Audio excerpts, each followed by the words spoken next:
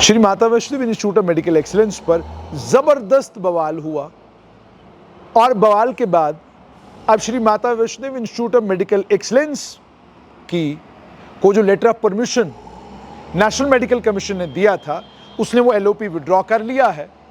और LOP withdraw करने का मतलब ये हो गया कि अब कटरा मेडिकल कॉलेज एमबीबीएस इस साल बच्चों को नहीं पढ़ा सकता। अगले साल हो सकता है कटरा मेडिकल कॉलेज दोबारा से नेशनल मेडिकल कमीशन के असेसमेंट बोर्ड के सामने जाए और दोबारा लेटर ऑफ परमिशन के लिए गुजारिश करे।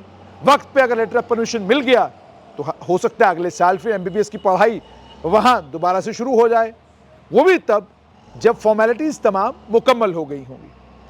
अब ये तो जो बवाल था वो थम गया, मुख्यमंत्री का बयान भी आ गया। पहले बयान में उन्होंने कहा कि भाई ठीक है, अगर ऐसा है तो कॉलेज बंद कर दीजिए, और दूसरे बयान में उन्होंने कहा कि जिन बच्चों की एडमिशन का मामला बना है 50 बच्चों की, मैंने मंत्री साहिबा को कह दिया है कि फौरन से बेशतर आप इन 50 बच्चों को इनके बिल्कुल घरों के पास जो मेडिकल कॉलेजेस हैं वहां पर इनकी एडमिशन का प्रबंध करिए, क्योंकि नेशनल मेडिकल कमीशन ने हमको इजाजत दे दी है। ये तो मामला है Shri Mata Vaishno institute of medical excellence को लेकर। याद आता साल 2010 एक कश्मीर का धार्मिक संगठन, उस धार्मिक संगठन ने कहा कि हम एक ट्रांस वर्ल्ड विश्वविद्यालय बनाना चाहते हैं। उस ट्रांस वर्ल्ड विश्वविद्यालय के लिए एक बिल जम्मू कश्मीर की लेजिस्लेटिव असेंबली में आया, पारित हो गया।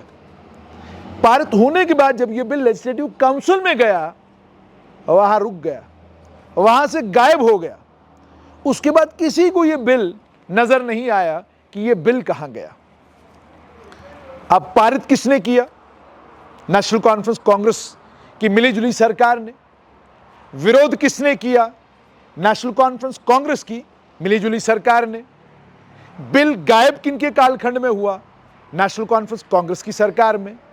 तो मतलब साफ तौर पर यह है कि एक धार्मिक संगठन जब घाटी में एक यूनिवर्सिटी बनाने लगा, जिस यूनिवर्सिटी में उन्होंने कहा कि यहां पर बढ़िया पढ़ाई होगी, यहां पर तमाम जितने भी शोध करने के सब्जेक्ट्स हैं उन पर शोध होगा, ये कमाल की यूनिवर्सिटी बनेगी, हर धर्म हर समुदाय का बच्चा यहां पर पढ़ेगा, जहां उनको देश विदेश में क्या हो रहा है, शिक्षा प्रणाली क्या कर रही है, जहां उनको बेहतरीन शिक्षा मिलेगी, वहीं पर साथ में धर्म का ज्ञान भी उनको दिया जाएगा।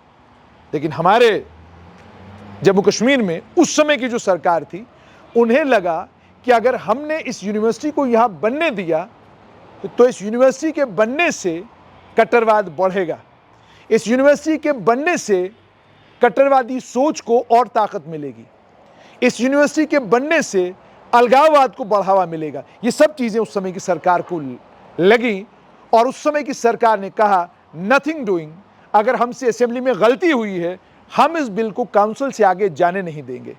बिल चला गया सिलेक्ट कमेटी के पास, उसके बाद न मुझे खबर न तुझे खबर बिल गया कहां। और जिस व्यक्ति ने इस बिल को पायलट किया था, जो सोच इस बिल के पीछे थी, उस सोच को आतंकियों ने खामोश कर दिया। वो सोच कहती थी पत्थरबाजी गलत है। उस सोच ने कई और आतंकी कृत्यों की भर्त्सना की और आतंकियों ने उसको निशाना बनाया। तो मतलब बिल्कुल साफ है, अपना अपना कालखंड है, सेक्युलरिज्म की अपनी अपनी परिभाषा है, अपने अपने कालखंड में सबका अपना अपना सेक्युलरिज्म है। आपके कालखंड में जो आपको ठीक लगता है सेक्युलरिज्म को बचाने के लिए वो आप करते हैं, और आज के कालखंड में सेक्युलरिज्म को बचाने के लिए जो आज की सरकार को ठीक लगता है आज की सरकार करती है। तो इसमें दुखी होना, इसमें समुदायों को निशाना बनाना, धार्मिक संगठनों को निशाना बनाना, सामाजिक संगठनों को निशाना बनाना कहाँ की अक्लमंदी है? आपने भी अपने कालखंड में कमाल किए हैं, आपने भी अपने कालखंड में वो कुछ किया है जो कुछ जिसकी संविधान भी इजाजत नहीं देता था, वो सब कुछ आपने अपने कालखंड में किया है। ये तो अच्छी बात है कि इतना बड़ा बवाल हुआ, इस बवाल का कोई भी नतीजा निकल सकता था, लेकिन नेशनल मेडिकल कमीशन आया और उसने कहा जी ये मेडिकल कॉलेज में ये कमियां हैं, इन कमियों को पहले दूर करिए, उसके बाद फिर आइए, हम आपका दोबारा से आपको एसेस करेंगे, दोबारा से आपकी इंस्पेक्शन होगी, और अगर हमको लगेगा कि आपने कमियां दूर की हैं तो आपको परमिशन भी दिया जाएगा।